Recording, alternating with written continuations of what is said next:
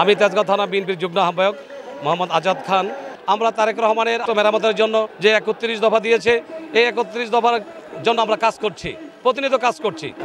জন আনোয়ারের নেতৃত্বে আমরা ঐক্যবদ্ধ আছি, আগামী দিনে থাকব। গভর্নমেন্ট আগামী দিনে রাষ্ট্রনায়ক তারেক রহমানের হাতকে শক্তিশালী লক্ষ্যে যাকে নমিনেশন দেবে তার পক্ষে আমরা কাজ করব। এখন পর্যন্ত আমরা আনোয়ার ভাইয়ের পক্ষে আছি এবং শেষ পর্যন্ত আনোয়ার ভাইয়ের পক্ষেই থাকবো। নমিনেশন যাকে দেব তখন তার পক্ষে আমরা থাকবো। আমরা তারেক রহমানের মেরামতের জন্য যে 31 দফা দিয়েছে, এই 31 দফার জন্য আমরা কাজ করছি, প্রতিনিয়ত কাজ করছি। আমরা চাই চাঁদাবাজ সন্ত্রাস মুক্ত একটি সুন্দর বাংলাদেশ আগামী দিন তারেক রহমান গঠন করবে, যাতে সকল ধরনের মানুষের অংশগ্রহণ থাকবে। আমরা যে প্রত্যাশা নিয়ে 5 আগস্ট সৃষ্টি হয়েছিল, যে অবস্থান থেকে আমরা কোনো মতেই পিছিয়ে হতে চাই না। আমরা চাই আগামী দিনে একটি সুন্দর বাংলাদেশ, সম্প্রীতির বাংলাদেশ চাই।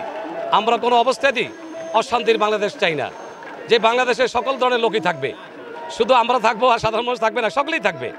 সেই বাংলাদেশ চাই, যে বাংলাদেশ হবে একটি সুন্দর ও সমৃদ্ধিশালী বাংলাদেশ।